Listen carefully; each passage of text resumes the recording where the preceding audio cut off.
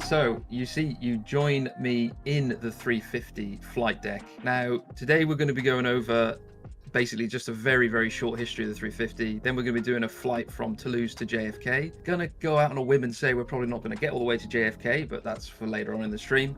And we're going to start on the ground, take a look at the aircraft, take a look at the details, take a look at the systems, and while we're en route. And we're also going to bring Pablo in, and he's going to interject whenever he wants to show something off that's cool, basically, about the 350. And there is a lot of cool things about the 350. As I said, very quick history. The 350 is truly a next generation aircraft. You've never seen something this advanced in flight sim before. The 350 takes everything that Airbus has learned over its entire history and packaged it in a way that everything makes sense. And I think, if it's fair to say this, Pablo, basically every pilot that flies it goes, this is good. This is really good. Yeah, totally agree. I also find the same. I actively fly 330 and 350. And when you get into a 350, you feel exactly like that Airbus took all the input from all the years of experience on 320, 330, 340, and they kind of got everything sorted. It works fantastic. It's a very comfortable aircraft, and it's an amazing jet to fly. And I think that we've done a great job over here at INIT, and people are going to be able to experience all of these uniqueness that we have on the aircraft. It actually was built as a response to the 787. Initially, Airbus thought that they could just re-wing the 330, which is actually what became the 330 Neo. But customers said, no, we want something more extreme, and they went extreme. Interestingly, we'll take a look at this on the outside, but it's actually a mix of titanium and composite. It's not a full composite airliner. Most of it is composite, but for example, around the flight deck is not there, and they've kind of mixed the materials and went with a slightly more conservative view with the materials in the 787, but tested, known, and trusted, and then brought together all these aerodynamic sort of advantages of the modern style cockpit, brand new wings, and it just all comes together in a fantastic package. Like I say, today we're in the 900s. There is the 1000 that's come afterwards, and then also the ULR is a variant of the 900, probably eventually to be the 1000, but that's not out yet. And that's for those ultra long range flights. That's enough of the history. Let's just start with the aircraft. So we're looking at the cockpit door, and you can see the rudder trim and all these little letters and everything like this. This is actually engraved. It is a texture, but it's actually physically engraved on this. We started doing this all the way back in X-Plane, but we've really perfected it now, and it to me looks exactly like a 350 flight deck. As said, I went there when the full motion sim, so we were able to take all the references that we need to. I'm right up to the rudder knob, and you can even see where there's hairs, paint, brush marks, everything. So I'll continue going through just some of these details before we power up the aircraft. You can see here, like I say, these are the KCCUs, but I'm just going to get super close up to it, and you can see I want to talk a little bit about the way that we're able to get this level of detail without sacrificing totally for performance. When you hear people saying, is it 4K? Is it 8K? I'm going to blow your mind now and tell you that these textures are 1K. So this is a 1K texture, but we are using detail maps all across the flight deck to save performance and also give you a higher level of detail than you would even at, say, 16K, because I am literally right next to it, and you can see that it's just unbelievable. And that's everywhere on the flight deck. All these different materials, the leather, the sort of plasticky cover, the colors, everything is just there. So now let's get on to actually starting the aircraft up. So we're going to start the aircraft up, then we're going to go on the outside and come back to it later. First, you go to the top and you check the battery voltages at the Yeah. Let's do that. They are, yeah, that's good. All four of them, great. And now you go from left to right, turn them on. So battery one, like this, like this, like this. Yes. And now we're going to connect the external 1 and 2. And you'll hear the FDX switch. I'll be quiet.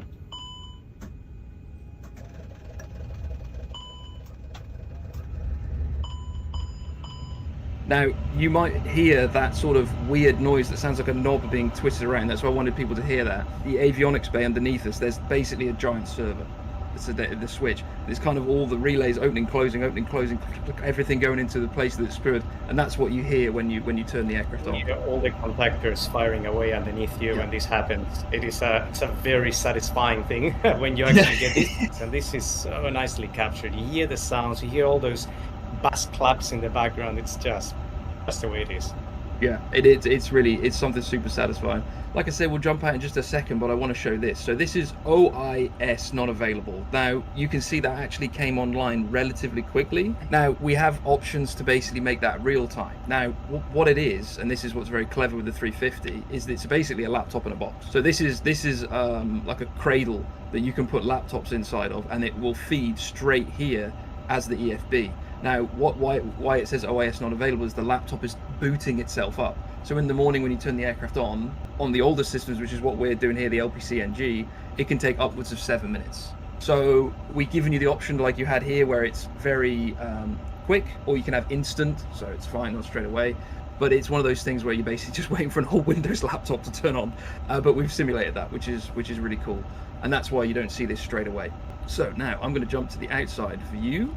Again, let's start and look at some of these details. Now, am I right in saying they've done something a little bit different on the 350, Pablo, where there's not really many text words anymore? It's a lot of symbols. Yes, that is correct. So instead of like actual text, there'll be a little drawing representing, for example, in the case of the static, what that static is feeding, which side of the instruments. Yeah, I absolutely love these because it seems so funny, but when you look at it, you can work it out. You're like, okay, door, open, pull, then do that, then do this, then do that, then it'll be open, then to close it you do this.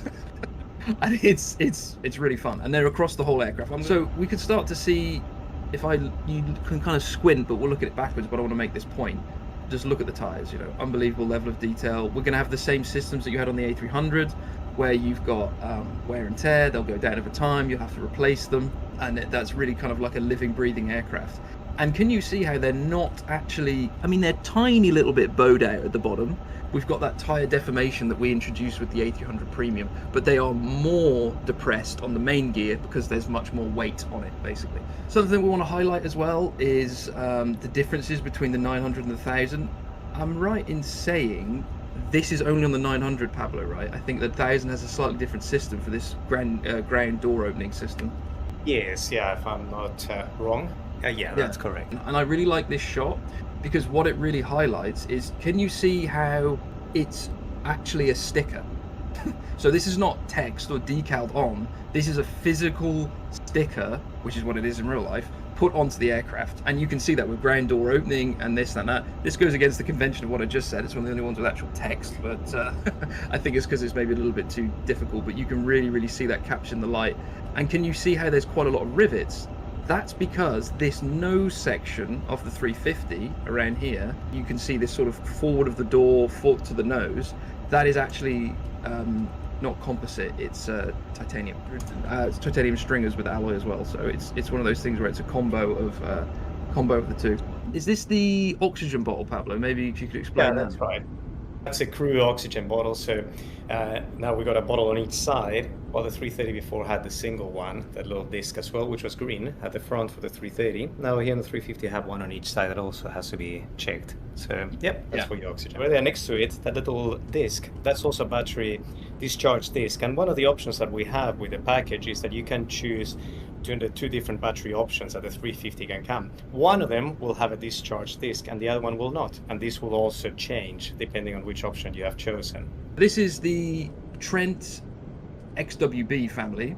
So the original, if I remember rightly, Pablo, the original sort of tag word for the 350 was the extra wide body. Maybe you could say a little bit about that, why they called it that. Yeah, no, exactly. It's massively wide, and actually in some configurations, not many airlines, but you can actually get 10 across. Majority go for 9, but yeah, it is extremely wide. And now, well, the part of the heritage of it has remained on the engine.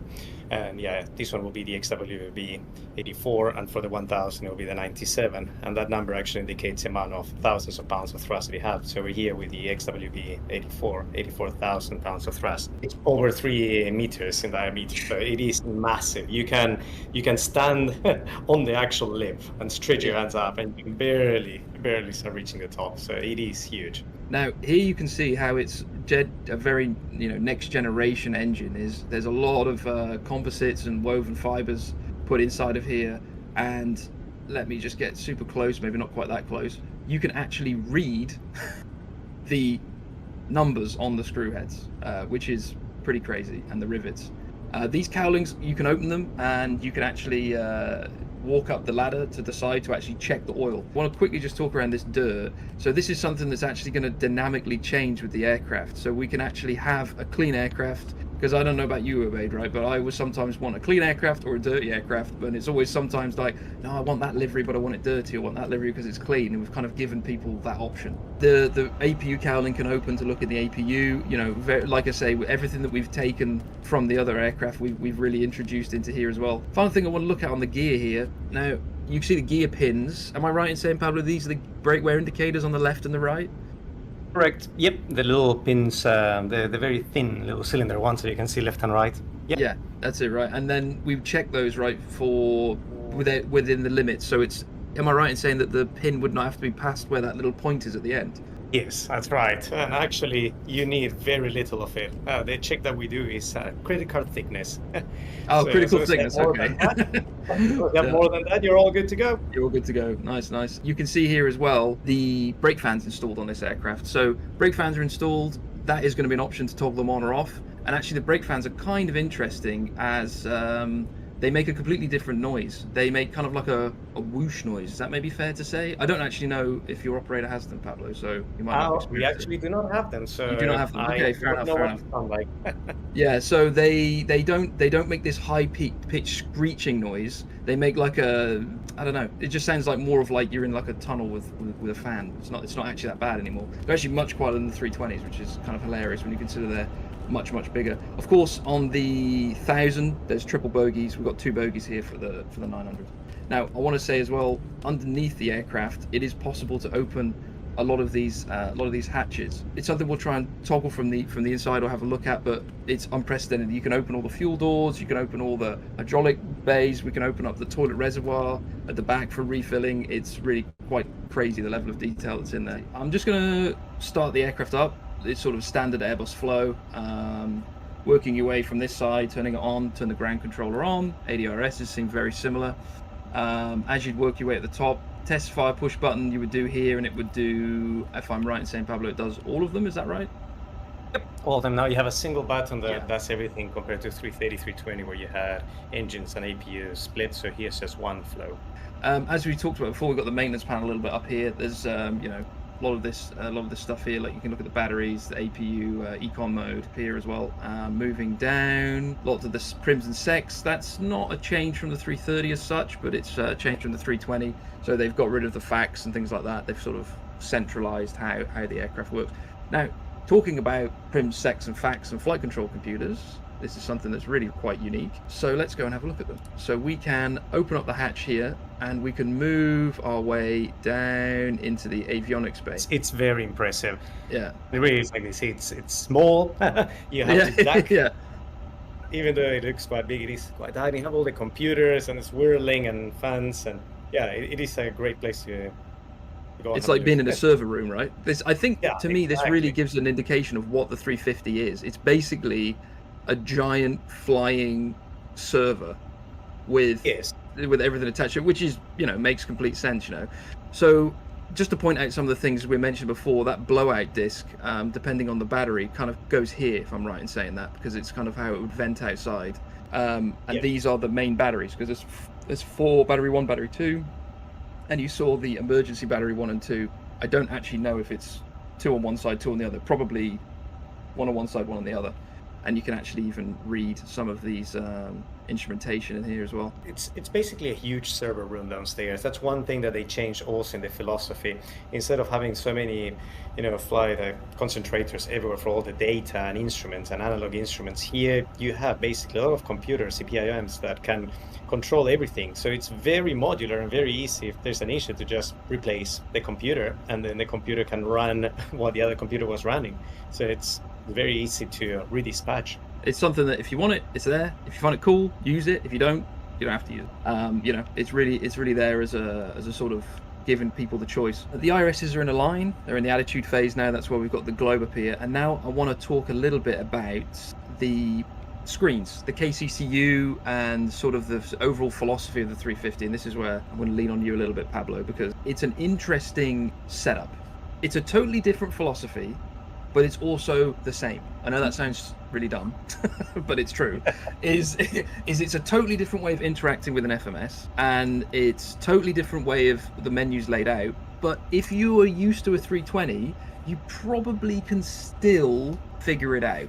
You're probably at the point where you're like, okay, I see you have an init page, and you have a this page, and you have a that page, and blah blah blah.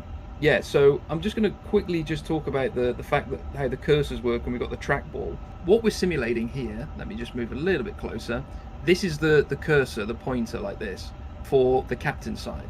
Now the round one is the one for the first officer side, and that would be used by the trackballs. Now we've simulated that you're obviously flying this single pilot, so when you move your cursor across this little boundary, it kind of acts as like a stop in the real aircraft, and you can move this across, but then it swaps to the other one. So that's how you're swapping between the different cursors that you're using, so you kind of ping pong it like that. So this is FMS 1 and this is FMS 2, so that's kind of interesting. Now I want to talk about moving these cursors around the aircraft. How the real aircraft works, and it's actually pretty cool, is let's say you want to move your cursor to the ND.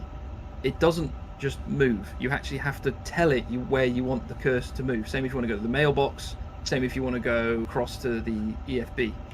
And you do that with these buttons here. So this moves the cursor to the ND, this moves it to the mailbox. If I press mailbox, so now it's in the mailbox up here. And I don't know if you can see how there's that kind of like nice little animation. So if I press MFD, it goes like that and like that. That's all from the real aircraft. It's a system that can take a little bit of getting used to, but once you're used to it, it's actually nice. So it takes a little while initially to get used to it, especially to the conventional MCDU, in which you have line select and so on to interact. But this has got so much more versatility, and you got menus and sub menus and many different ways of accessing the same thing.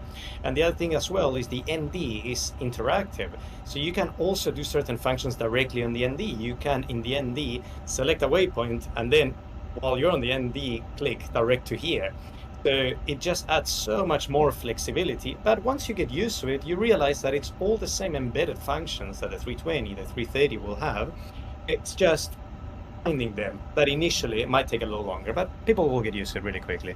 If you've moved your cursor onto another screen, you just got to remember to move it back. Because you'll forget. Yeah, no, I could, now it's aligned. You can see, like, look, but this is what I often do is I move it to the ND, and I'm like, okay, let me. Oh wait, MFD.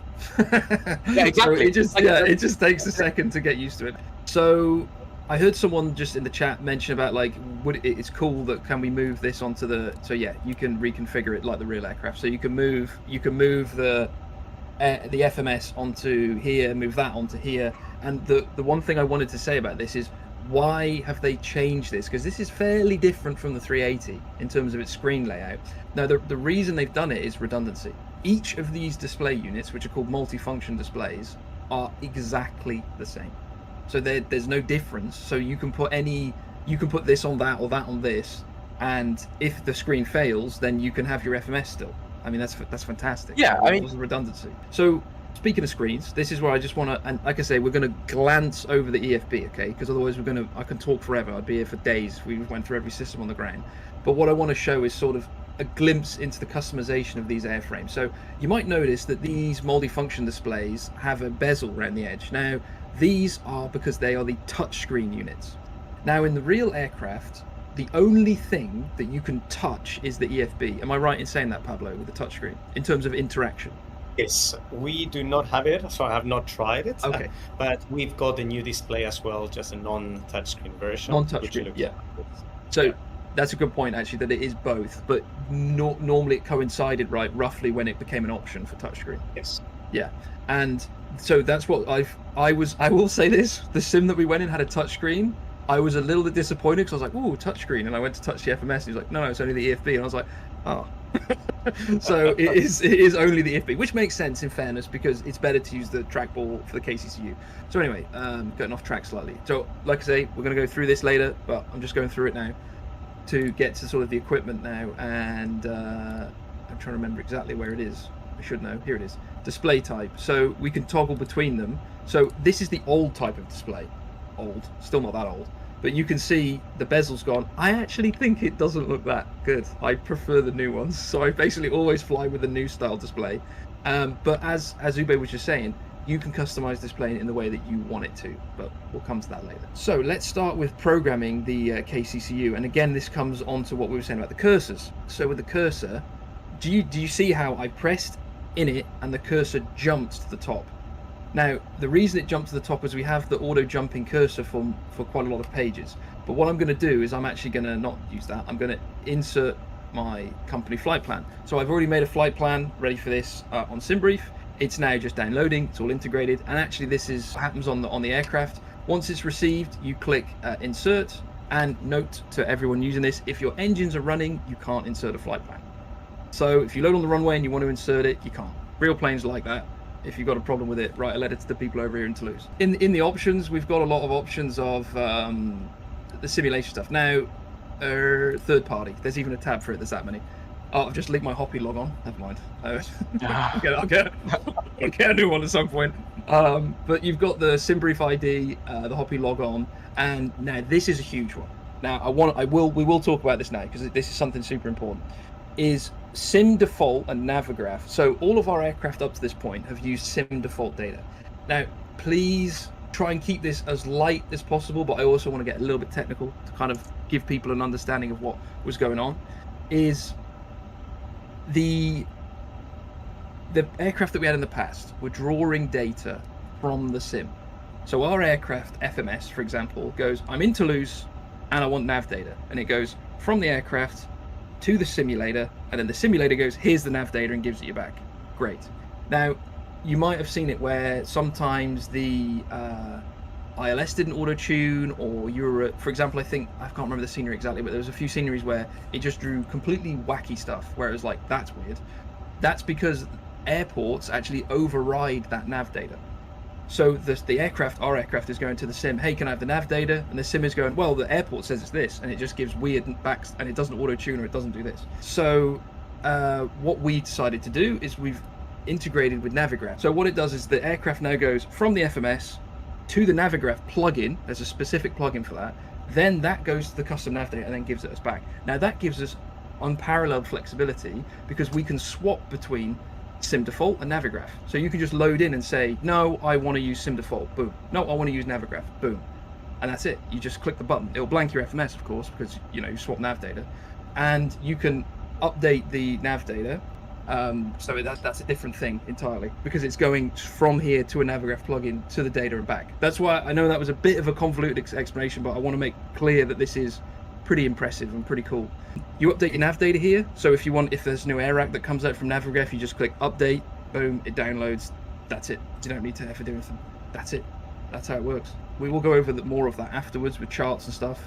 I am going to now keep going back to here because I want to show this auto cursor jumping and how I'm an advocate of not using the keyboard, and I'll explain why. So you can, if you're over a box, hold tab, and then you can type with the keyboard if you want to. But genuinely, the quicker way, and it's the way that's done in the real aircraft, you don't see them with the tray table out, because in the real aircraft, right, Pablo, you have a keyboard, You have a keyboard here. Yeah. The keyboard does not feed onto the MFD on the right. The keyboard is for the left. Yeah. I personally don't use a keyboard. I actually just use the KCCU, even with the OIS on the left. Some people prefer it. It's sometimes I actually use it, but yeah, it's very versatile.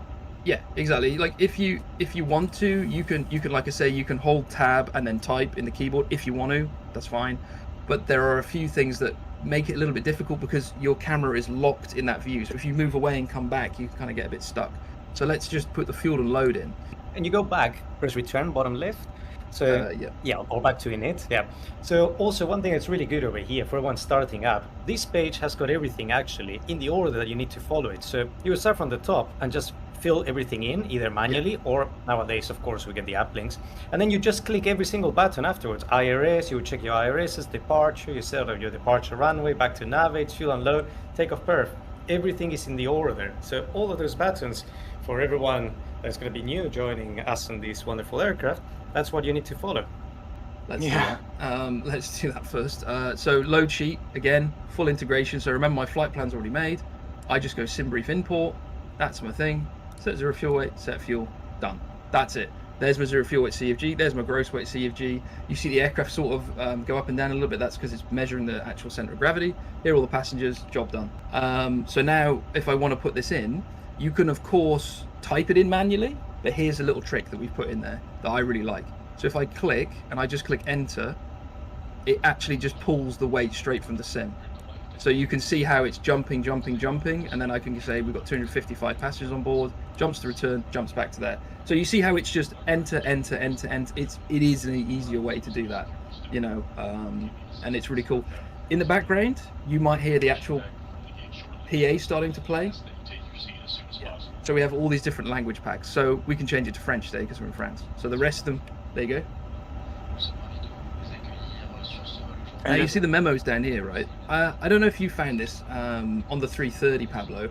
I found that the old system of this sort of notifications in the scratch pad wasn't great because it was very easy to miss something. Yes, when you clear especially because on the 330 you would start typing and that would block the message. So now this works completely different. You do not type anything and then insert it with a line select. You go straight to the field. And exactly, and you've got the little clear info button. So the clear info button, you don't have to actually click the clear on the page. And then when you click message list, it's showing you, we had GPS primary, we had AOC route uplink, IRS is line, and nav accuracy upgrade. That makes sense. So I like it because I've done it in the past on the 320 as well, where I've cleared something. I'm like, wait, what was that? That was amber. Oh, it's gone. I don't know. And there's no way to know what it was. So yeah, that's how sort of that works. So let's put the SID in. Now, similar thing, actually, let me also bring the flight plan up. So you can just view the flight plan here. So it's nice and easy. Let me look. Scrolling down a little bit. 32 left, LACO 7 Bravo. So we're putting the departure in. So we click departure. Now you can click on the drop downs if you want, but I'm going to do it this way. So my brain just remembers 32 left. Yeah. SID was the LACO 7 Bravo. Temporary insert. To me that's quicker. And I'll do it a different way now. So you can see you can just click on the arrivals on the drop downs if you really want to, and then insert temporary, insert, done. This is a simulation of what you would see in the real aircraft. Actually, I think it looks really cool, but we've added a few little things in, of course, to make it a little bit more simple. You've got your Simbrief sync, but you've got sync FMGS. Now sync FMGS will pull what you've put in there, so you obviously have to have a runway in there first. You can manually select it, but I'm just going to do that. So sync FMGS, LFBO, the Tourer is this, and then we can sync the weight, which we've already done. Variable at 2 knots, 8 degrees Celsius, 1013. Dry, we can have dry and wet, and we can have different configurations, flex takeoff, and we can click compute. Now this gives you quite a lot of data. So it's given our V speeds, our thrust reduction, which can be adjusted by default value in the FMS, and our MTOW perf. Do you mind explaining that one a little bit, Pablo, with what MTOW perf means? So over there, that's giving you the maximum takeoff weight that you can actually take given these conditions and the runway length that you have. So that is a way that especially what happens in real life when we have very heavy weights and conditions that are not the best, as in wet runways, very high temperatures, tailwind. Then suddenly your MTOW perf starts dropping, and then it's when okay, how much more payload can you actually take, because sometimes that number gets quite close to what you already have planned. I want to answer just a question from chat as well. I saw how many flap settings does it have.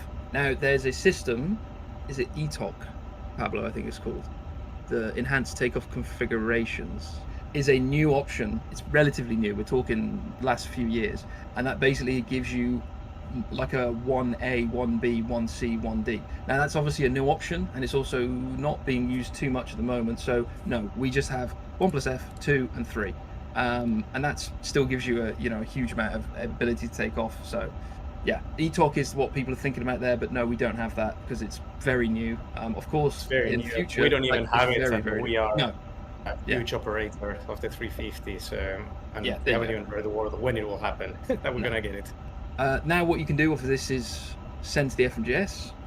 There's not much else to talk about on there, I think, really, because it looks pretty standard. We can go on the perf page, and I can just confirm the speeds. Now that puts in our V speeds, our flap setting, the thrust reduction, the flex is in there, and derated and everything like that. Now, I'm not going to do this, but I want to talk about this system because it's really, really cool. The noise. So noise here.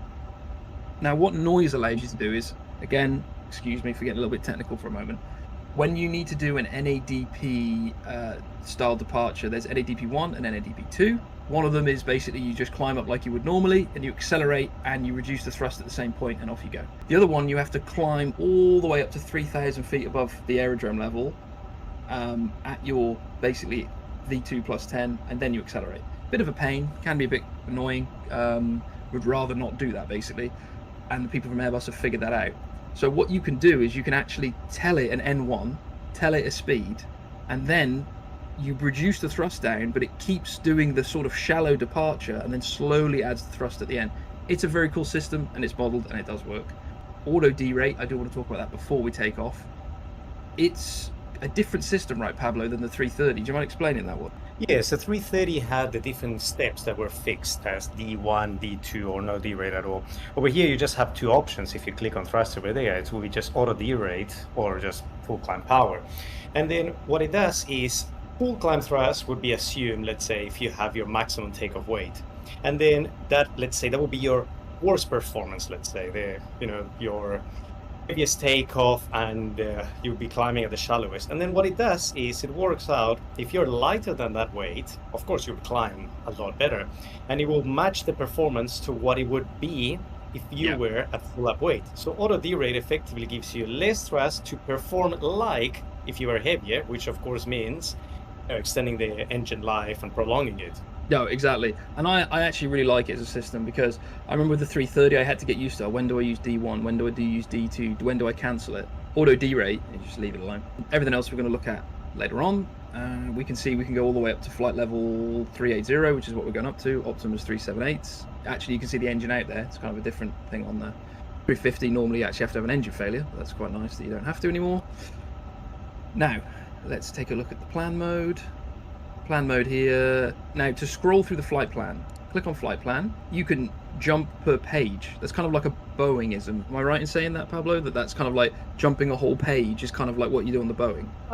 Yeah, you jump the whole page. This makes it very easy when we check against the actual flight plan. So instead of scrolling one line at a time, you just go page, and then you can see it really quickly. Or you can also scroll line per line if you prefer it that way. Yeah, exactly. I think it's really nice to have that option of the page, because sometimes you just want to I want to get there, click, or I want to do one page, next page, and yeah, you can put your scroll. I'm now using my scroll wheel while going over the scroll wheel, and I'm going through the route here, and you can also use the I'm right in saying this. Yeah, you can use the up down key here. So there's multiple ways to do it. But now what I'm going to do is I'm going to start GSX to get ready. So I'm going to show this off, but use it from the menu bar, because it's something we're still working on at the moment. Almost just disconnected the GPU without starting the APU. That would have been back to what I almost did once before. So I'm just going to put all these lights to auto, armed. Does that look right, Pablo? I think right. So auto, beacon off, nav. Seatbelts on. Seatbelt signs on, that's correct, thank you. Another thing that is different on the 350 over here, if you just move up a bit compared to 330 and 320, is the on the air conditioning side, that cabin one. That everyone might look at it and see, the cabin temperature is at the bottom, it's really cold. That actually is the way it works. On 350, you put it in Purser Select, and the cabin crew have got access to changing and selecting the temperature as they wish. So you don't have to set it at 10 o'clock, like for example we do for the cockpit. That would have looked that temperature with some variations. We just leave it at Purser Select, and then they can change it as they wish. So it's a nice thing in real life. It's nice. You don't get it makes so sense. often. Make it warmer, make it colder. A question that came up, and I think I know the question, Cameron, please correct me if I'm wrong. People are asking about intersection departures on the EFB, and I think we investigated this a lot, but I think it was a data issue, right? And so do you want to maybe talk about that? So, because I think people, might think we've overlooked it, but we have thought about it. No, we thought about it. I'll show you. It's a very good question, a very good point. And I will go through the charts now. Why not? I'm going to go through, because you may as well here. So let's say we're in Toulouse and we want to take off from, I don't know, whatever intersection it was. We can now go on terminal charts, Toulouse, AGC, and then I could go on here, and I'm using and I will go to my death, the superior charts, which is the Lido charts. I will say this for the AGC and for the APC, for the SIDs and STARs, they're not very good, but that's fine. I love the Lido charts. So here you could say, oh, we want to take, because we're going full length 3-2 left, right? Here we're going Sierra 4, 2525. You can then just type in 2525, and it will give you the performance from that intersection. So in fairness, from most operators in the world, if you want to take an intersection departure, you have to cross-check the distance from the chart anyway. So you've got the charts built in, and now we're going to talk about this a little bit. You might say, well, I don't have a Navigraph subscription. You don't need one. This is pulling fully from the default chart in 2024, I should say, because this is available to everybody, these Lido charts. You don't need a subscription. So Lido is fully in there. So you can just open up the chart, everyone can go, oh, that's the intersection, I want to go Sierra 6, 1694, type it in, boom, you've got your takeoff performance. Yeah, so just to cover, on the takeoff performance page, we don't have it drop down to the intersections for data, but you can get it from the chart. If you're a Navigraph user, you can have Navigraph charts. If you're a non-Navigraph user, you can use the Lido charts only if you're in 2024. If you're in 2020, you will only have charts if you have Navigraph. And like I say, we've made this look like a Lido style interface, which I really like. You can bookmark, and you can also select and search different airports. You've got the AOIs. We're going to leave this chart open because this is the most relevant one for us at the moment, like that. And we have a night mode as well, zooming in and out. It's a nice system that works well. And as we were saying before, this is where you can then say, oh, I want this on the center when I'm taxiing out. So you can actually then, if you were doing a crew brief, now you'd be like, okay, we're parked over here, we're going to be taxiing up here, then we're going to go right, and then we're going to take this intersection here. Yeah, that makes sense. There is ANF and ONAS. I'll say what I think it is and just tell me if I'm wrong. So ONAS is the onboard airport navigation system, and the ANF is the airfield navigation function. So basically, like, the ONAS is the system, the ANF is the thing. Or did I get that reversed? Well, for me, actually, our manuals only talk about ANF, not OANS. So I was under the impression there was mainly other aircraft like the A380. I know it's called OANS. So I don't know, just could be that. Yeah. But for us, it's purely just ANF, and that's it. You can see that you can move around, you can zoom out, and we've actually got these dynamic runway tags that move with you as you scroll along. It's really cool. The other thing that you can do as well is if you zoom in, let's say we want to make sure that we don't take a certain taxiway, like maybe this one's too small. You can say, okay, let's add a cross. So I don't want to go there. And you can say like, okay, fine, but I do want to taxi to this one here. So I can say I want to add a flag. So now you can see we have flags and crosses to, to basically dictate, and at Toulouse maybe that's not so helpful, but if you go to an airport with limited runways, so actually I think there is a certain chart here for Cat F, so this would be bigger than us, I believe. Okay, Echo, so this would make sense. So this is slightly bigger, but you can see there's limitations on certain areas, so you could then mark them off as what you don't want and what you do want, you don't want to do, and things like that. I saw a question in the chat, how much FPS with the map on? Now what we've chosen to do, and I agree with it, is effectively with the map on, like running right now, nothing.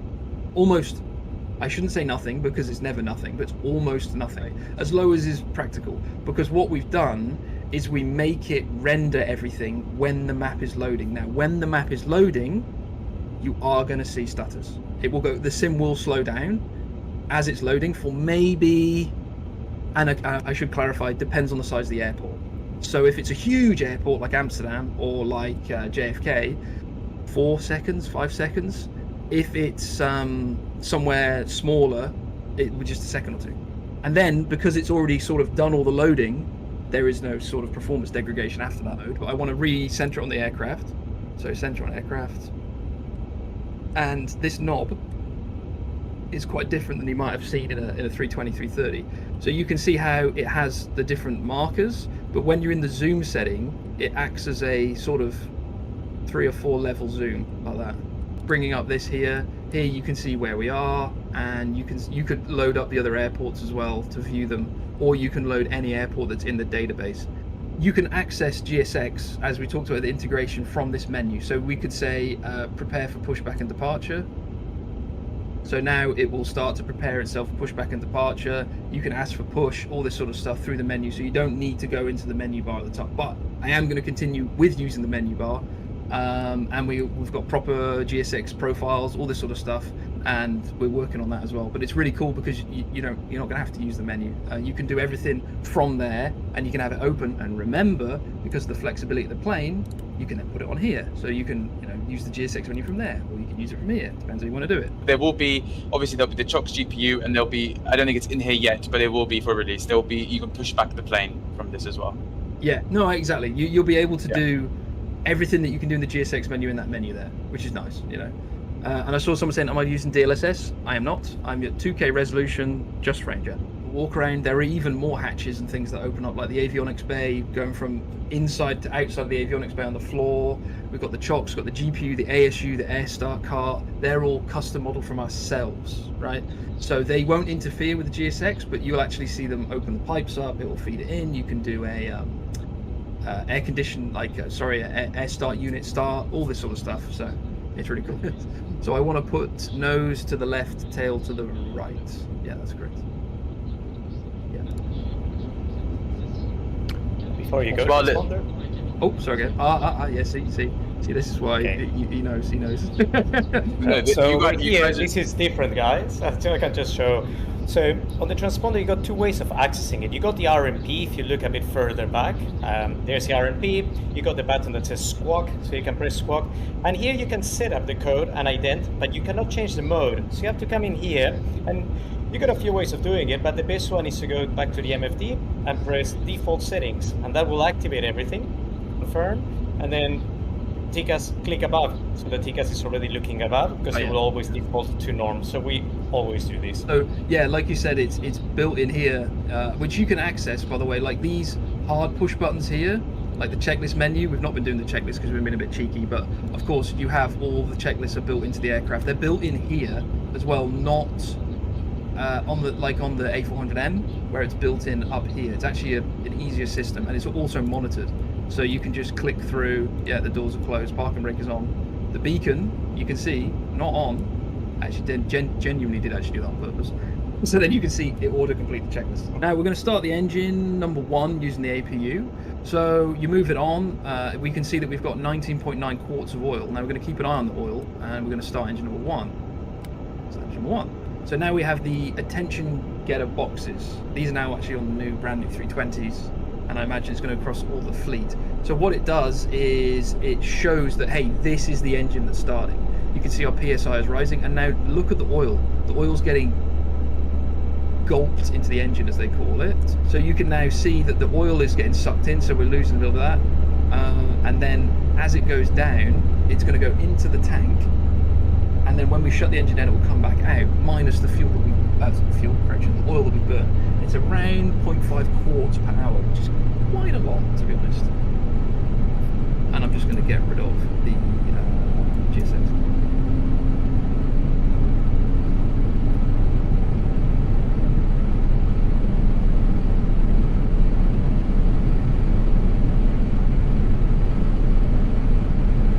So we've now got a successful start because we've got the avail. Now notice you didn't hear like a really loud clack, same as the 330. That's because it has a no brake power transfer. Is that correct? Maybe you could explain that a little bit, Pablo. Yeah, the NVPT prevents what we used to call the bass clap that you can still hear on 320s, and then there's nothing. So it's completely silent when you turn the APU gen on or off and the engines come online.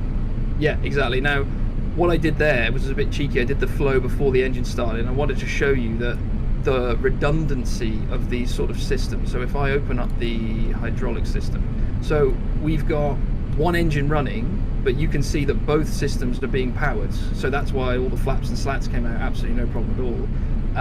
That it went up to the green system, which is 5,000 psi. This is slightly less because it's kind of being fed from the other side, but from this side here, from the engine. So 2 engine driven pumps per engine. It makes sense. Now what we're going to do is a cross bleed engine start. Now in most other planes, same as the 330 in fairness, but the 320 definitely, it's a bit of a palaver. It's like, ooh, you really have to think about it, get the checklist out, do things beforehand. I'm going to show you how complicated a cross bleed engine start is in the 350. Engine mode selector, ignition start engine 2. There you go, I've done it. There it goes.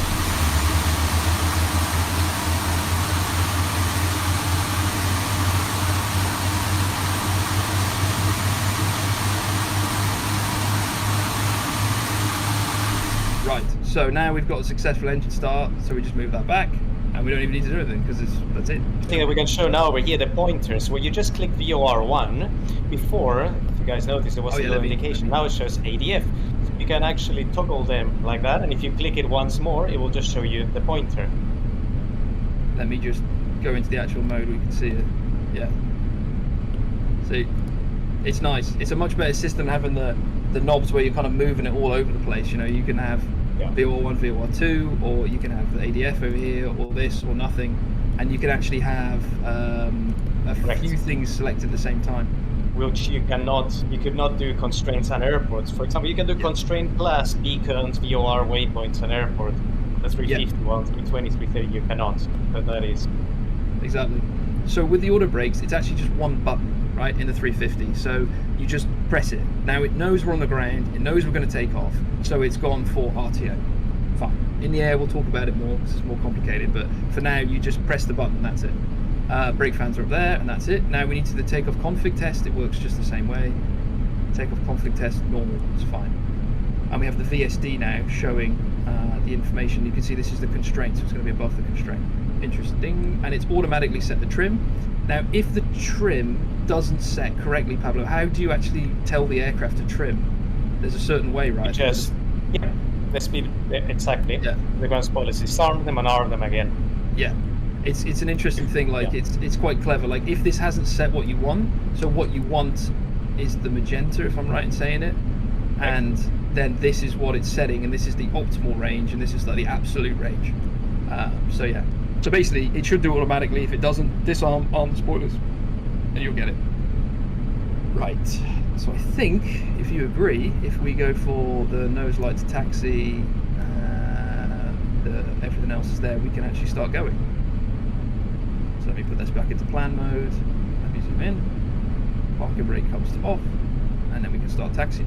While I'm taxiing, Pablo, this thrust percent is a very different system. Maybe you could give like a bit of an explanation on that. Yeah, so there's quite a big change because up to now, 320, 330 aircraft, they're always either EPR if you had a Rolls-Royce engine or N1.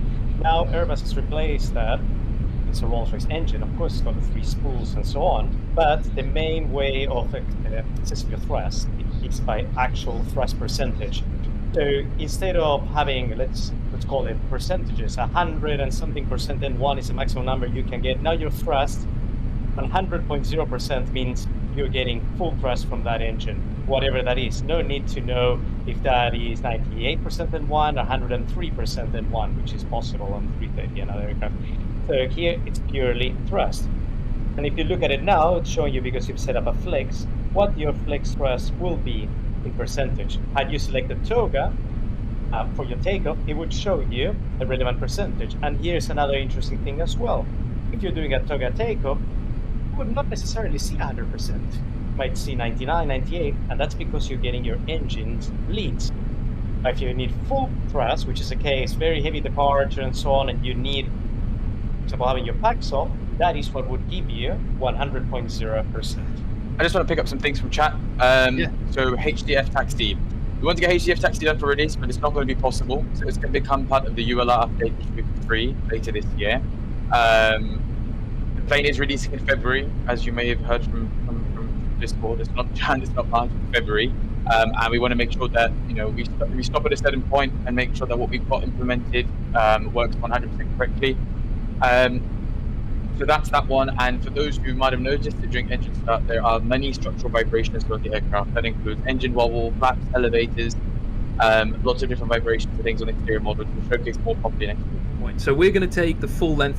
Like, I just want to point out how fantastic the ANF is for situational awareness. Okay, here's the chart. Here we are. This is the runway we're going for. There's that little flag, remember, that we put on earlier? Oh, that's the one we want to go for. Brilliant. That's where we want to go.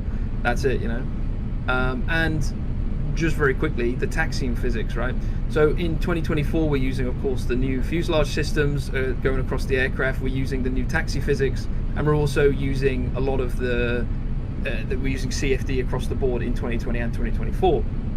And this gives a more natural feeling for sort of taxiing. You know, you can skid the nose wheel, and actually if you do skid the nose wheel, it actually skids on the tarmac on the ground. That is a built-in feature with 24, but it's cool to see. And you have to taxi it with a little bit of care and attention, but it's still quite direct. So see if I change direction, but you see now I've turned it too quick and I go the other way, it still takes a while. There's a bit of momentum, a bit of mass, a bit of inertia behind there for when it needs to turn. Now I'm going to try and do my best impression of lining up, which is probably not going to be very good. Don't think I went far enough. Pablo can judge, it's fine.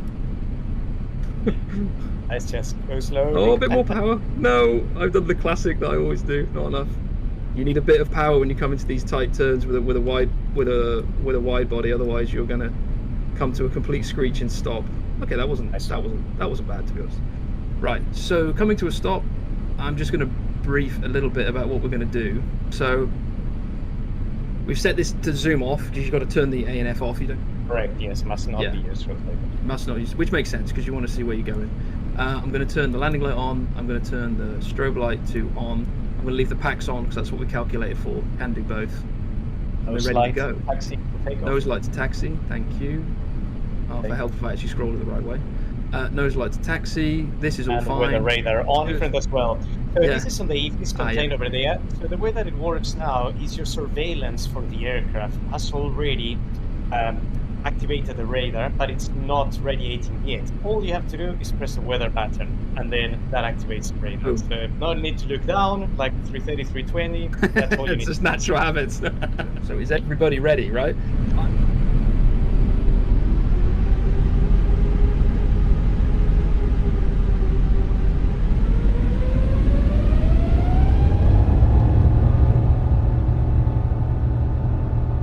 And flex 57 SRS runway, Wilfors blue.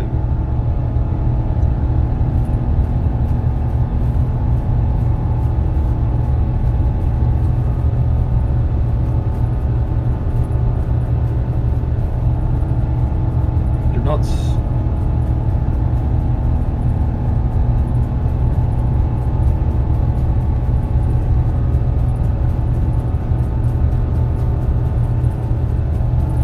V1. Rotate.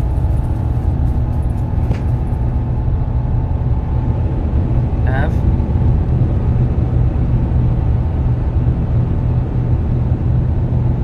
Autopilot 1. Push for nav. Positive climb, gear up.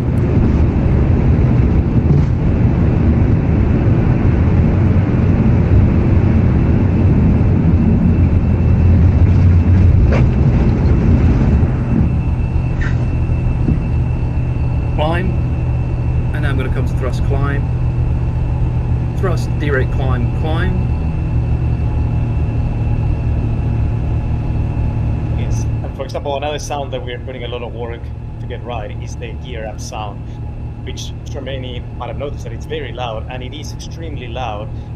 Nose gear is directly underneath us, so as soon as you retract it, that generates a lot of vibration, a lot of loud sound over there, to the point that sometimes you can even, if the radios are a little bit on the soft side, you might not hear that radio call. But that's why that volume is very loud on purpose. That's the way it is. And I want to show as well now, just while we're in this little section when we're a bit lower, if I zoom out, look at this terrain radar. It is a work of art. Like, it's a totally different style, and also you can zoom all the way to 640.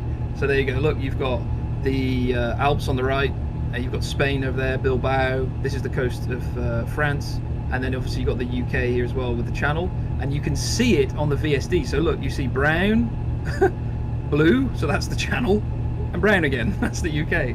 So you can actually see where you're going to go, and that's your lateral path drawn vertically cut into the VSD. One thing I'm going to go through, because I know everybody's going to get this wrong, I got it wrong, everyone will get it wrong. It is push for standard.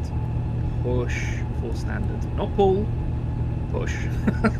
Now, everyone is going to say, and it's the same on the 380 as well, by the way, so all next generation aircraft, it's push for standard.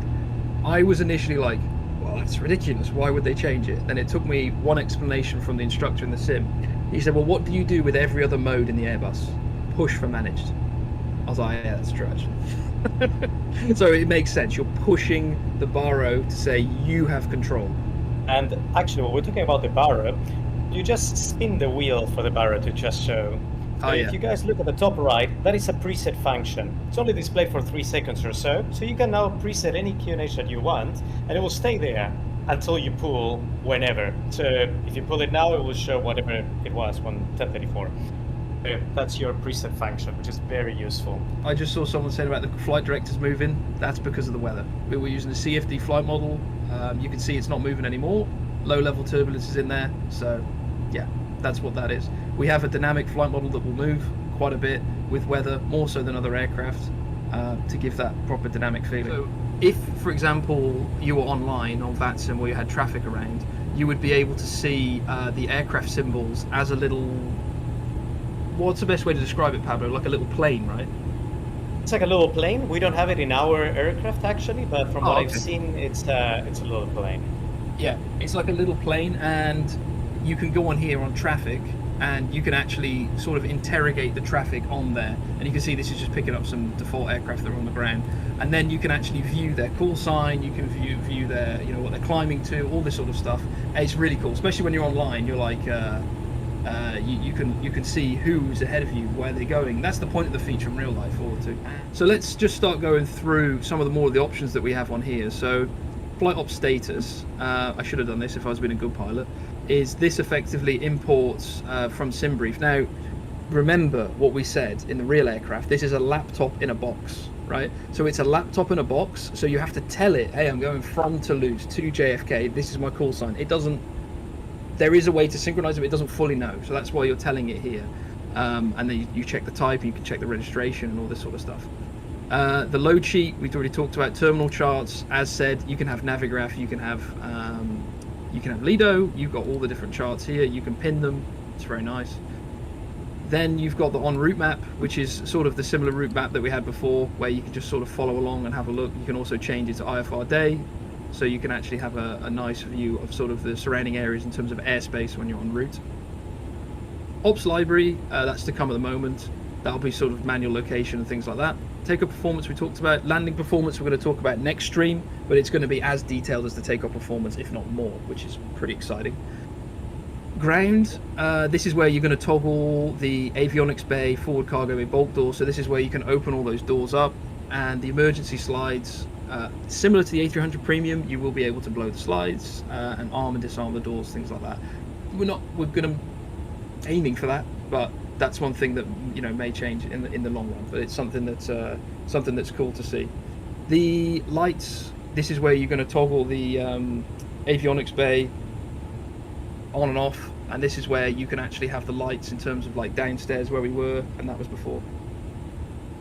The stairs, this is our own stairs, so this is not GSX, and you have different stairs that are actually spawned in with ground objects, so they're not actually like a thing attached to the plane. It's pretty cool. Chocks, ASU, ACU, GPU we talked about. What else is there? The maintenance. Do we talk about it now or do we talk about it next stream? Probably the next one, I guess. Or this one. What do you think? Yeah, I think we should do maintenance and cabins next week. Maintenance and cabins next week. We're just holding back on you. Come back for more. Situations is an interesting one. So situations, I want to introduce this now. This is something that we want to try and sort of pioneer, I would say, is, yes, you have failures, right? Now failures are like these here, the list of some of the failures. This is a situation that the aircraft can be in. So you can have a depressurization, you can have a bird strike. I'm not going to give the game away completely, but let's say you have a bird strike. Does your engine just turn off? Well, yeah, but what else happens to it? Does it get damaged? Can you see the damage? These are more art and systems and things all coming together into a single sort of failure that you can do and practice or have fun with. So, yeah, that's where these are. And we hint, we're not going all the way to JFK, so let's, you know, manifest that a little bit. Yeah. So I think one thing, you know, it's always important that people like failures. They want to put failures on, but you know, what do those failures actually have an impact on the day-to-day life? And how can we, you know, we're in a sim, we can make this more fun. We can add situations. So I think this was something really cool. You can see that there, you know, we want to build this out for the future. This isn't something, you know, that is just going to stop. You know, right now they're just enabled, disabled. You can arm them as you wish.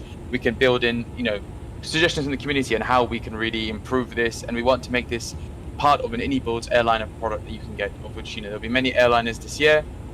And how can we extend this? These aren't just systems related situations. They're, some of them will have an art element to it as well. As you can see, the ones coming soon, there's lots of things going on there. The way that you'll be interact with it will change. So this is really something that will like a version 1 that will ship with the plane. But we really want to build this out and make this cool and interactive to what people suggest. So don't base it off what you see on day one. Work with us to make this better and however wacky you want it. I just want to show here. These are not. There will probably be more of these even that are on release because we're just working through them. There is a lot of failures that we've put in here. Prim failures. These are ATUs, emergency failures. These are things that you can just trigger on, trigger off if you want to, and see how the systems react because they're built in a way to react correctly to these sort of failures. And yeah, we've just given you an option to sort of trigger them from here. And as said, that's what we're building upon over time to give that sort of airliner experience as well. People are saying climb rate of the 350. Yes. It is interesting because I don't disagree with what they're saying. It climbs very, very, very slowly. It's something that people think of when they come to a 340. But for example, remember we said we were in auto derate. Let's take it out of auto derate. Let's put it into climb. So see how now we've got a bigger commanded thrust. So now it's going to increase. The N1 is going up. And you'll see the climb rate start to increase. So at 224 tons, which is, well, it's not super heavy. 280 tons is maximum takeoff weight. Now without the derate, we're climbing at closer to 2,000 feet per minute, which is pretty good, I think. Flight level 25260. But with that auto derate on, as Pablo said, it acts as if it's like super heavy. And let me also add that the 350 also, towards the higher levels, it does not climb that great. It also climbs really fast speed-wise. It will aim to intercept Mach 8.5 on the speed. So this, of course, leads to quite a shallow path. And in real life, it's very often the case that we have to intervene with selected speed to try to improve the rate of climb. Especially when we have nowadays so many climb restrictions from departure to reach the FIR boundary. So it is very common that we either have to request a lower crossing level to be leveled by the FIR boundary or manually intervene with selected speed. One thing I wanted to show off though as well in terms of art and things like this is to show like these sun blinds here. So putting the sun blind off the back has a little catch like this and it's just nice. It's that Airbus sort of yellow color and you can stow it back as well, stow it again. And it will go back in smoothly. Just to show you some of these, the quality of the animations, right? So we're going to go underneath here. Actually, this side's a bit better. So have a look at the runners on the seat while I select this. I've never actually seen like how the cockpit seat actually animates, but there you can really see like how the whole thing sort of goes. I'm just struggling with my click spots. Sorry about that. And it's just like you can see the shafts go across. It's not just a floating chair that moves, it's actually mechanically animated, which is really, really nice. Loads of details all over, like little things here, which is for USB charging. But look, this is just a USB plug and it has that much detail on it.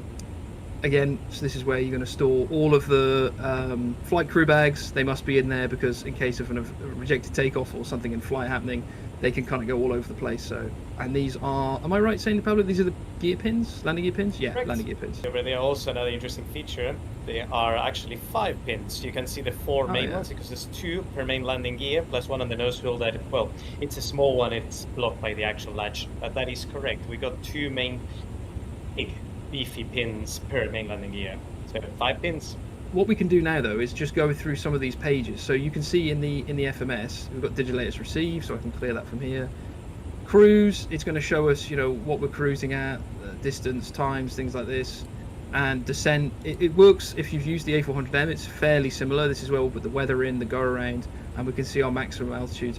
This is where we would put in on the flight plan page. Vertical revision is where you would do the steps. Am I right in saying that, Pablo? If you would do it up here, step altitudes, and you put them in there. Correct. Yeah, and you would list them, like you pick the waypoint, you put the flight level, you click insert, and then that's how it's done. Yes, you build up the list. You don't have to, like, for example, go waypoint like you do on a 330. You can just put the whole list of waypoints of your flight plans really quick and insert them all. Yeah, Yeah, exactly. It's actually quite a nice system because you just basically drop through the drop down and off you go with it. As we talked about earlier with the ND, so if I can move on to the ND here, you can actually see that there are interactive elements on the ND.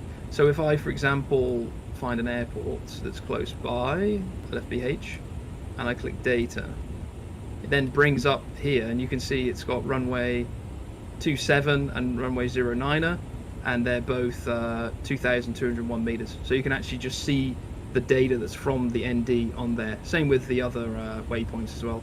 You're actually able to, which we're going to highlight in the next stream, but you can actually go, you can click on the waypoints and go direct to them from here, and you can actually also click on the aircraft and create waypoints. So you can basically say, if there's, say, weather ahead, you could make a waypoint here, make a waypoint there, and then connect it back. For the weather radar, you would select it on here. So this is where the weather radar would come on. Surveillance as well. So this is where you would select it on and off. There is no weather really. It's just lower level clouds without precipitation. So yeah, but I think there was some on departure. So anyway, for Sean, I know you were keen. It is there and it does work. It does work. It's the default. To go over it as well, it's the default Asobo weather radar with our own custom colouring, like we've done on the 330, like every aircraft in the sim uses at the moment. That's how it works. It's the best data that we've got, and of course if anything else comes available we'd like to use it, but I prefer to have it than not have it. Going through some of these pages, as I mentioned before, this is where you select it. Now engine page, you can see you've got the fuel flow, fairly standard sort of stuff there.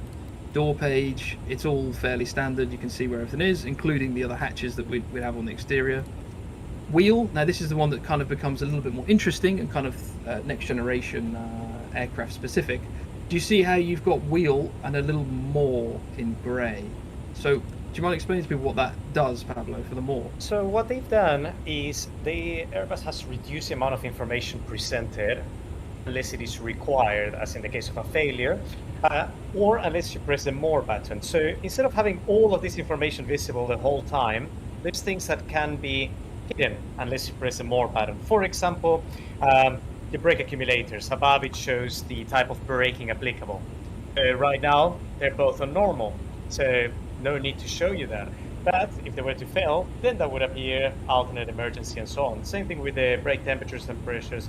If it's not important at this stage of flight to see it, it's hidden. You can trigger it.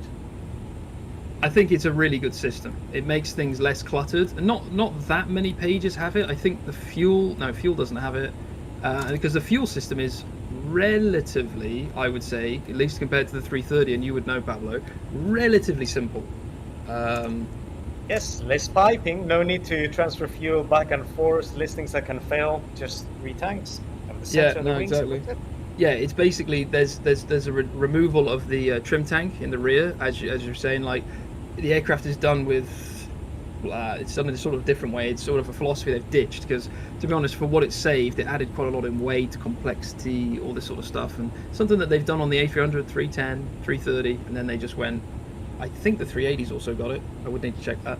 But the 350, they went, no, that's it. We're going to go with a simplified system, which makes a lot of sense. You've got wing tanks, you've got center tanks. They're feeding now, and that's it. And you can transfer fuel. You don't actually have to turn pumps off anymore for gravity feeding and all this lot. You just have a transfer pump to do it, to transfer it across, and you've got the 2 cross feeds and things like this. So there's, we'll go through that more on another stream, but there's a lot of stuff in there. Now, I do want to talk about the elect system for a little bit because it is so complicated. It's got a lot of different buses and a lot of generators. That's another thing. If people look now, you can see we've got 2 engines, but we've got 4 generators. So it is very well done and it's very clever. A lot of redundancy built in all the time, and each engine giving you 2 generators, and in flight a single gen could run everything. You need a lot of redundancy because, as we said, the 350 is basically a flying server room. So if you lose power, it's going to be bad. You're going to have a bad day. So you can see these generators have got a lot of like space and load in them.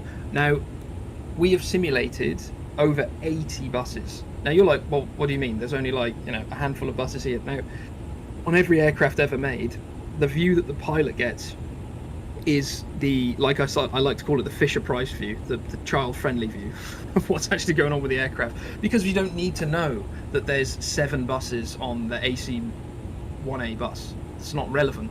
It's not important. So you combine it into one. But we've actually simulated all of these buses, and that's why the failures that you've seen in there can trigger in here, and different things can happen, and it's a very complex and really system that took a long time to simulate correctly.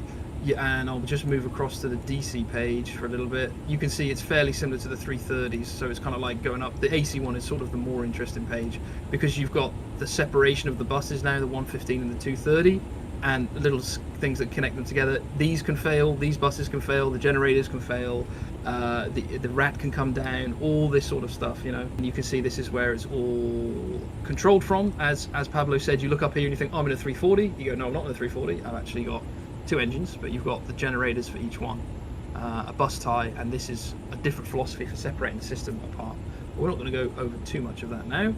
Hydraulic, we already showed. I would personally say the hydraulic system is nicely done and fairly logical, because you've got 5,000 psi rather than the normal 3,000 psi. And am I right in saying, Pablo, that's because the pipes can be a bit smaller for the weight and things like that? Yeah, that's right. And also one huge difference right now, we can only see 2 hydraulic systems compared to the usual 3 of all other Airbuses. Yeah, that's a huge difference, right? And that's one of those things where you go like, well, hang on, they've removed redundancy. They've gone backwards. No, they've gone forwards. You know, because we've got both of these systems. And what's the other system that we have? I'll open up the flight control page. So what they've done now, which is extremely clever, instead of having 3 big reservoirs and piping and so on, we've got 2 main systems, and then we have certain backups, which are called EHAs and EBHAs. So basically, what we have is certain surfaces. So it will be one for the elevator, the rudder, and aileron on each side, and also one spoiler on each wing. They've got their own mini reservoir, and they can keep this amount of fluid that gets continuously replenished. So if you were to lose all your main hydraulics, now you still have these units on their own, these actuators that have got their own mini reservoir, and you'll just keep on flying. And that's how they achieve the 3rd level of redundancy. Same with the conditioning is a little bit different because you've got the zones, and this again goes back down to where you can do the more option, and you can see the breakdown, and you can adjust the temperatures, turning the packs off, the hot air valves, all this sort of stuff will have an effect on the aircraft. Pressurization system, I think, is pretty cool because it's similar to the aircraft, but the delta PSI is higher, right? This would be quite high for a 330 at 8.8, right? You can keep higher pressure and a lower cabin altitude, so more comfortable. When you want to manually adjust these systems, you can take control up here, and when you're taking full manual control, you basically are dialing the cabin up, or you're dialing the cabin vertical speed down. You're not actually taking control. Let me get a better view here. You're not taking control of the outflow valves as you were in the past, because that was always something that was a bit horribly complicated to try and do. Yeah, but that all works. Put it back into auto mode. Right, so now what I'm going to do, because we're kind of getting a bit en route, is show off one of these quality of life features that we've got, which is the up to 4 times speed. So I'm going to put that on automatic now. So now what's going to happen is you can see on the top here it shows simulation rate 4 times, and the aircraft is now going 4x simulation rate. Obviously you can use 2x if you want, and once it drops into a lower frame rate, it will automatically drop down to a 2 or a 4 depending on sort of your performance, because it does depend on your system's performance of how much time acceleration that you can do, because obviously now the systems are running at 4 times speed, and the fuel flow and everything will work correctly, as in we're now going 4 times speed, so 4 times the amount of fuel is going to come out of the engine, so when we arrive it should work. And we've also got pause at top of descent and auto step climbs, so auto step climbs work, which is really nice. Another thing I just wanted to add, which I think people in polar ops might notice, that I think we've had to limit it to 2 times due to something going on in the North Pole. I don't know if anyone here has got more information on that. I think it's beyond a certain latitude that there were. It basically because of the high speed and the flight plan basically spinning around effectively, then it slows down. You can see the clocks are turning here. There's a lot to sort of see in terms of what's extra shown on here. So flight time, everyone, I will ask this as a question to the chat, right? Don't put it's kind of an answer in your head thing. Why do you start the chrono? You start the chrono for the amount of time that you can run the engines on toga if you get an engine failure at takeoff. So I always just don't really bother, and it's actually very in the sim I should say, because unless you're going to do a failure, then you know it's going to happen. But what's really nice with the 350, here, the elapsed timer for the flight is automatic. You notice I didn't start a timer, I didn't do anything. We've been airborne for 42 minutes. So it's really, really nice. So that's, you don't have to worry about it. You can just see your flight time, you can see the time there, everything's great, you know. Just to talk about the handling characteristics in terms of flying of the 350, Pablo, is that okay if you go over that? Just what your thoughts are on sort of like how the real one flies and how it compares? Yeah, of course. I'll talk about that. So the handling of the 350 is also very different. It is a very sensitive aircraft, and we've also modeled this, so people will notice this compared to the 330 and the 320s, which I find more almost like laggy and heavy, especially the 330. I mean, I fly the two of them at the same time in the all-rated. So when you get into the 350, you have to be a lot more gentle, and it's very responsive when it comes to rotation, the flare as well, the landing. You have to be very careful. It's very easy to balloon 350. If you flare the same way that you would flare a 330 on the 350, you will climb away. There's no doubt about that. The same thing with roll. It's very fast when it comes to the reaction. So it's very agile, and that's what makes it really nice. You feel it's like a little bit of a sports car at this immense weight, very heavy, starting a long haul flight, and very, very gentle inputs are required. For the 330, on the other hand, which was a model that way, you have to apply big inputs. It's laggy, it's heavy, it rolls slowly. You feel it over here on the 350. What are we going to do now? So I'm going to enable a situation, and I'm going to say, are you sure you want to enable this situation? Yes, I'm sure I want to enable this situation. Right. So now, if we were sitting here in the cruise, we'd be sitting here thinking, and our ears would start, we'd be going crazy right now. I'd be going, what's going on? What's going on? Okay, what's our first indication? We have a massive climb rate. Okay, we've got a huge climb rate. What's going on? Okay, cabin's going up. Right, let's get the oxygen mask on. So now I would probably be like, right, mass on. So we get the mass on. Okay, what's going on? Yeah, we're losing that. Right, we're going to have to start a descent soon. Now we're going to imagine that I got my headset stuck and I didn't get the mask on, and I've now passed out. So we've got cabin crew, pressure, excessive cabin altitude, cabin crew mass use. But now we're going to imagine, I'm dead. Basically, I'm dead, but I'm going to still talk, okay? Oh, so now you're like, oh, no, okay. And this is where you start to see the new ECAM system. So this is how you use it. I'm going to go through it, but not complete it. So signs on, okay? I'm dead, but I'm still doing the signs. So signs on, emergency descent, auto emergency again engaged. So there you go, auto emergency descent engaged, thrust idle, emergency descent heading. Speed brakes full out. It's all, I'm not touching it. It's coming back to idle. It's now turning off the airway automatically onto a heading, and it's going to start the emergency descent. Now, warning, this has already happened, by the way. I did this by accident. On VATSIM, it does squawk 7700. So if you try this on VATSIM, it will squawk. So you might upset a few people if you end up doing this. Yeah, so don't do that. Basically, just disconnect before you do it. I did it by accident once. So you can see it's squawking 7700, and it's going to continue that. Now, we would go through the rest of the checklist, of course, but you can start to see these checklist systems are very complicated. We've got an enormous cabin altitude, 20,000 feet, 15,000 climb rate, our ears will be bursting, but the aircraft is doing everything itself. Everything. So now we're going to imagine that I've come back alive again, and we're like, oh, well, I'm alive. Oh, wow. Okay, we need to get this thing on the ground, you know? Fine. So, right, what we're going to do, from Ockham, we're going to go onto a new destination, because we're not going to be continuing to JFK. Okay, Echo Golf Sierra Sierra. That's fine. All right, so there it is. I'm going to insert it. Right, so now we're going to continue there. Right, yes, above profile. Okay, so, and now here's an interesting one. Start to think, well, what's the weather like? Okay, well, let's get the weather. Send request. It's pending. Huge climb rate now. It's descending as quick as it can. 05011, 10K, scattered 7,000. Right, so that indicates to me that it's the other runway. So that would be the arrival for the 04, the ILS 04 via, no via, probably. Let's do no star either. Let's insert. All right, now we're going to leave that now because we're heading basically straight towards where we need to. We'll go direct to afterwards. Now let's see what other issues we've got. Weight. Okay, we're overweight for landing. Okay, right, we're overweight for landing. So now what we could do, remember the A350 doesn't have a QRH. Now this abnormal nonsense procedures is something that we want to expand over time. The real aircraft has quite a few. We've put some in that are useful for now and ones we're going to expand on over time.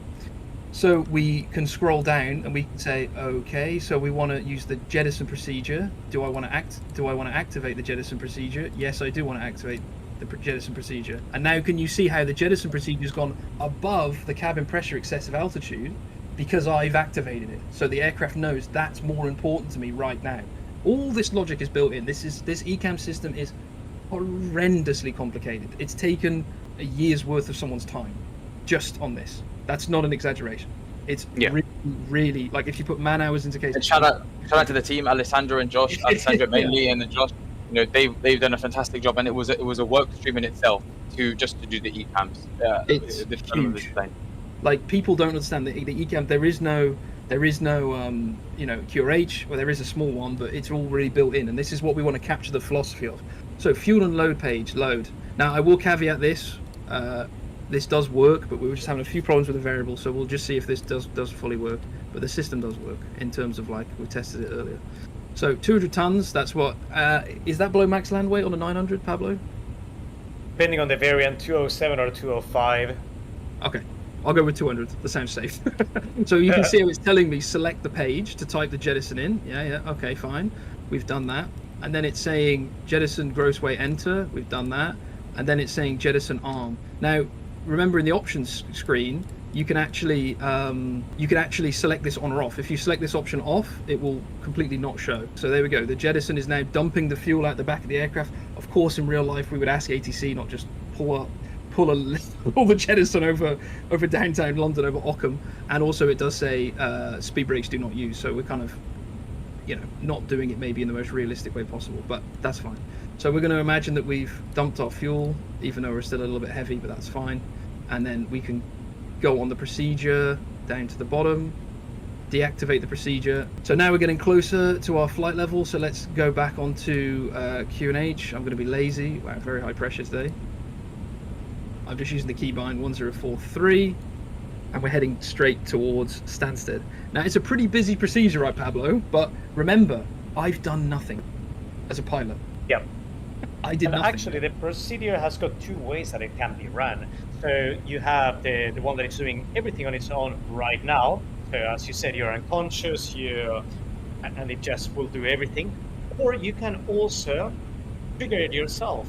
Let's say you can see a situation happening, and then you can extend the speed brake, which we're also modeling. Once you extend more than 1/3 the speed brake, then it immediately activates the auto emergency descent. So it can help you. Or you can always just do it manually, like, putting the way you were doing a 330 or a 320. Now, it's actually interesting. You see how we've got an overspeed, right? And I'm just going to let it come out of the overspeed. I want to explain why that happened, and it's kind of an interesting quirk of the system. All right, let it get the speed down. There we go. So, why did we get an overspeed there? Well, we're in an automatic emergency descent, and it went into alt star, and it stoked the speed brakes. So we lost all of that drag. So it just sort of tickled up into the overspeed, and it came back out. You saw the recommended thing for Airbus is when you get into an overspeed situation, do nothing. Let the aircraft control what it's going to do. And, if I was alive now, I would have pulled, that might have woke me up, or I might have pulled the speed brake out. But you can see it's really riding those margins. So these things can happen in a dynamic environment. Speed is Vmax -5. So you are right there. And when you go into alt star, now you're going into a geometric path, and that could happen. And overspeed, it's not as critical as one would imagine. I mean, your actual maximum dive speed, your VD, is way faster than that. So overspeeding by 3-5 knots in this emergency situation, it's not such a major deal. It's not a big deal, right?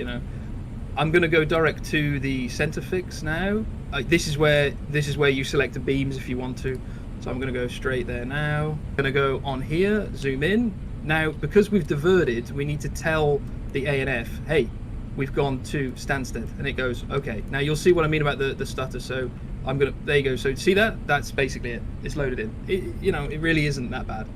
So we're landing onto 04, runway 04. Now, do you see these lines, dry and wet? Now, dry and wet are the stopping distance for the aircraft from the ROPS row system based on the current weight. So now what you can actually do is you can actually say, actually the runway is wet, or actually it's got compacted snow, or it's snow and slippery, and you see how it changes the distance and it will change the braking mode as well, but it's actually dry, so we can say it's dry.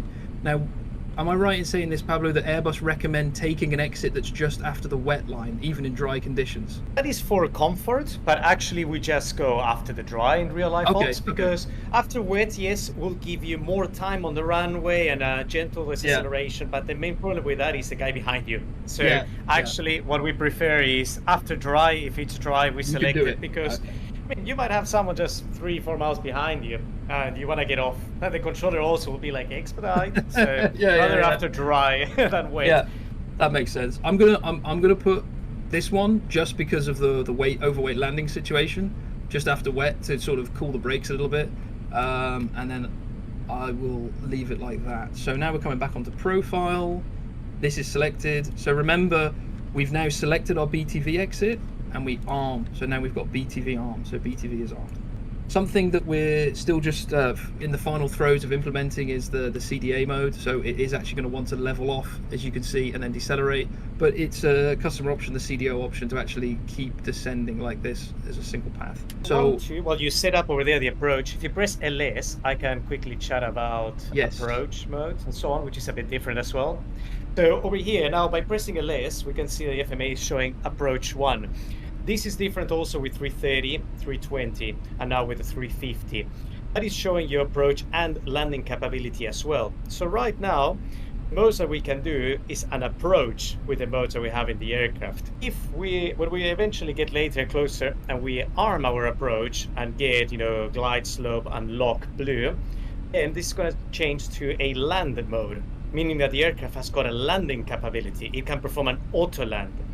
So this is also different when before approach 1 and land were, kind of combined in a way. Now you're only going to have what the aircraft will do in front of you. In this case, the aircraft, of course, cannot carry an auto land. It has got no guidance. It's just ready for an approach. Yeah, it makes sense because it's quite a big change, right? I'm glad you went over that because it's a fairly big change to how the system sort of functions. Let me manage the speed. Because you're used to seeing that Cat 3 dual, Cat 3 single, things like that, but that's not really how it's going to work. So I've got that on, I've got approach 1 on, I'm going to arm the approach, put the second autopilot in, so now we have land 3 dual, as you were saying, right? AP 1 and 2. Exactly. And then it's going to decelerate to this point here. Do you mind explaining what the little magenta dot is about that temporary speed target? So now we have this short-term managed speed. That is showing you what the FMS is targeting for speed right now. Well, before also 330, 320, that would always drop to VAP, but the aircraft would slow down to green dot and stop at green dot, and then as you extend the flap, go on to F and so on speeds. Now it's actually showing you this little purple magenta saying, cool, this is my managed target right now. When you extend flaps, that managed target will move down. So now you have a visual representation of what the target is at all times, rather than being like, oh, why is my back showing VAP and stopping at green dot, which would entail, of course, more system knowledge. But yeah, this is now called a short-term managed speed. So what I'm going to do now as well is select the flaps, but do you mind explaining a little bit what we're going to expect to see with the 1 or 1+F and when they can open and come out in the 350? First extend them and we can hear the sound. Yeah. I think I kind of have to be a bit further back. Well, actually, you can hear it softly enough. And the thing is, from the cockpit, you can hear it. And another thing that we also put the effort in, you can only hear that when the slats are moving, not the flaps. So. Oh yeah, I can hear it. I did it click off. Yeah, you're right. I did hear it. Yeah. So when you extend further, eventually, your slats will be at their position, and the flaps will only be moving. You do not hear the sound in real life. From the flap movements purely from the slats in the cockpit. And you can hear it softly. I mean, I could even hear it now. And as Pablo, we were just saying about the flaps, they show down here, right on the bottom left, and also with the 350, if you, I can't remember the exact speed. Sorry, you're talking about the extension and retraction, right? Yeah, sorry, yeah, you had. No, it's fine. And I didn't continue. So yes, with the 330, when you were on a takeoff configuration, which was, for example, 1+F, and you were accelerating, you had an auto-retraction system at ARS, which would retract the flaps but keep your slats. Now, so it would only happen one way and it would stay there. Now with the 350, you also got, besides auto-retraction, you got auto-extension system. So if you're fast enough and you select flap 1, you're only going to get slats. And then as you slow down, you're going to then get slats and flaps. Yeah, it's a which really before makes on a sense. 330, I'm sorry, the 330, it's not a valid configuration here. You would only get slats with config 1, and that's it. Then when you go to flaps 2, suddenly you get second position of flaps all in one go. 350, you can get slats only, and as you slow down, well, leave your still at 1, you'll get slats and flaps 1, and then you select flap 2 and you get, well, the second position. Yeah, exactly. It's a much better system, I think, because you know if you're fast and you just select the slats out, then you start to reduce. You get the 1+F gently coming in, and you can reduce the speed back without having this crazy high 9-degree pitch. You know, yeah, it makes a lot of sense. I'm just starting the APU because of the overweight landing as well, just to have that ready. And we're going to kind of in a vaguely emergency situation. Remember, so now we've got the missed approaches drawn. We've got the VSD drawing down to the ground. We're nicely established. BTV is armed. Yeah, we're ready to go. You can see that the thrust percent is very low on the approach because that's the N1. The N1 is here. The percent of power, so it looks kind of strange. And I'm going to land. Wish me luck. We've got a bit of a headwind. 1,000. Thousands there. Here we go. No pressure.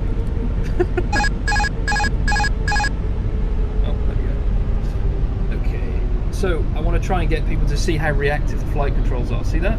Look at that.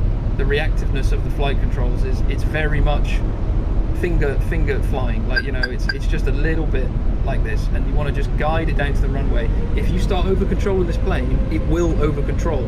Unlike the 330 that kind of gets into a bit of an oscillation, 500. and then you're going to have a bad day. So 500 was stable. 400. I'm looking a little bit more out the window rather than the glide exactly at this point now, just trying to fix the aiming point. 100 of 300.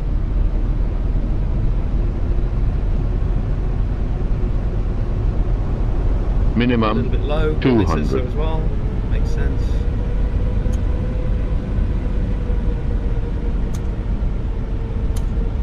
$100.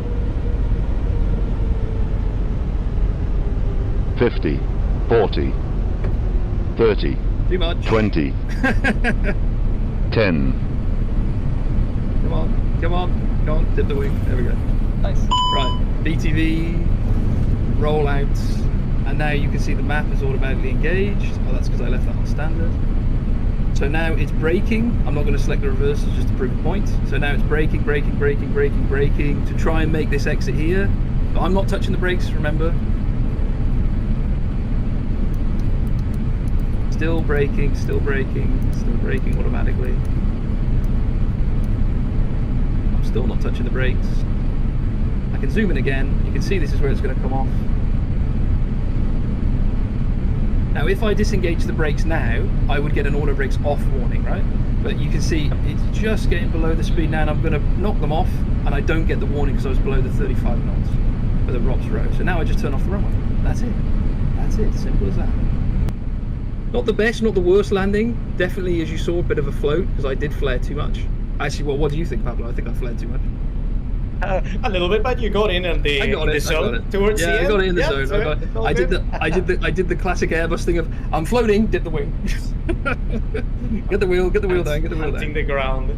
Yeah. So.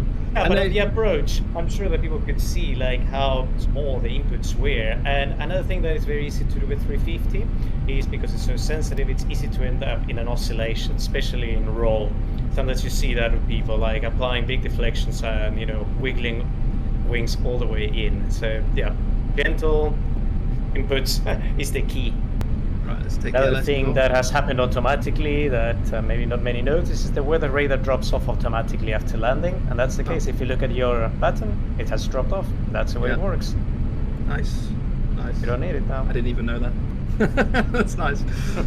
And I'm still, by the way, frame rate up count. Remember, I'm in the London area. This is obviously the INIT build Stansted. I'm getting 98 FPS, and on the approach I was getting 89. Like I say, I do have a good computer, do have frame gen, but you know, that's with everything enabled, ultra settings. As you can see, it taxis at idle. Like I'm at idle now and it's taxiing nice. I'm going a little bit too quick, so I'll bring the speed down. And what I'm also going to do is, and before I do it, I'll double check with you, Pablo. Single engine taxi arrival, you can turn off either engine, right? Correct. Yep. Yeah, so I'm just going to turn off number 2. Why not? And that's it. And also because of the redundancy of the generators, actually 350 you can do reduce engine taxi just without the IPU on even. Yeah, yeah. On the 330 we start up the APU. Exactly, and it does feel natural to taxi. Like here, I'm being a little bit quick, to be honest. I don't think I'd actually taxi a 350 this fast, but it's possible, you know. Like I'm just being gentle inputs. I'll do it so you can see the tiller. So here you go. Right, let's do it like this, so you can actually see the tiller inputs. So keeping it straight like this.